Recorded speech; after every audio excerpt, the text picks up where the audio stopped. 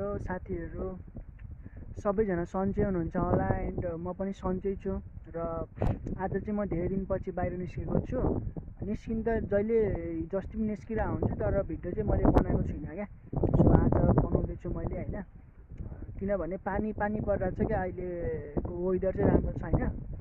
So यो महिना चाहिँ सायद एभ्रिडे पानी नै देखाइरहेको छ होइन, तर पानी कहिले पर्छ कहिले पर्दैन, यहाँको वेदरको कुनै फिक्स नै हुन्न क्या। कहिले पानी एकछिनमा परिदिन्छ, फेरि एकछिनमा घाम लागिदिन्छ होइन। सो त्यो भएर चाहिँ मैले भिडियोहरू बनाउनु पाएको छुइनँ, र आज चाहिँ म भिडियो बनाउँदैछु। सो भिडियोलाई पुरासम्म हेरिदिनुहोस् र लाइक कमेन्ट अनि सब्सक्राइब गर्न नबिर्सिनु होला यदि हजुरहरू। अब म पनि नयाँ हो होइन, सो नयाँ च्यानल हो मेरो, नयाँ सुरु हो यो मेरो युट्युब भनेको। सो हजुरहरू पनि नयाँ यदि हेर्दै हुनुहुन्छ भने सब्सक्राइब गरिदिनु होला भिडियोलाई, अनि लाइक गरिदिनु होला, अनि सक्नुहुन्छ भने सेयर गरिदिनु होला।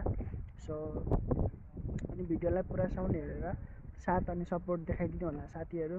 ओके,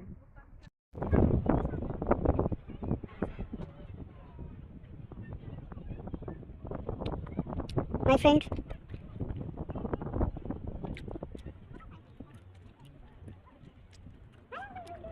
आज चाहिँ म होइन समुद्रको किनारातिर घुम्न आएको छु होइन।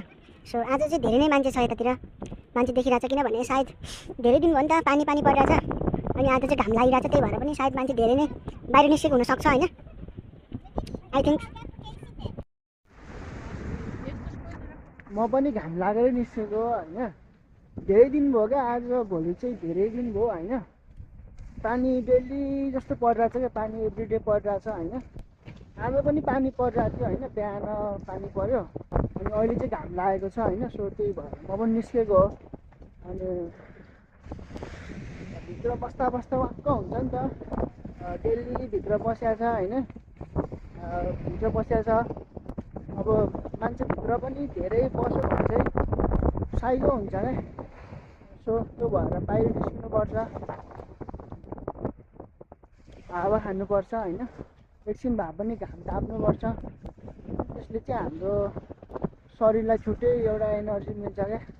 अब घामबाट अब त्यही त हो होइन, भिटामिन डी भयो भने मान्छेको हुन्छ नि कति राम्रो हुन्छ क्या। सो त्यही भएर निस्किनुपर्छ साथीहरू, घाम ताप्नुपर्छ, फ्रेस हावा लिनुपर्छ। त्यो भएपछि आफ्नो शरीर एउटा हेल्दी रहन्छ होइन। एक्सर्साइज गर्नु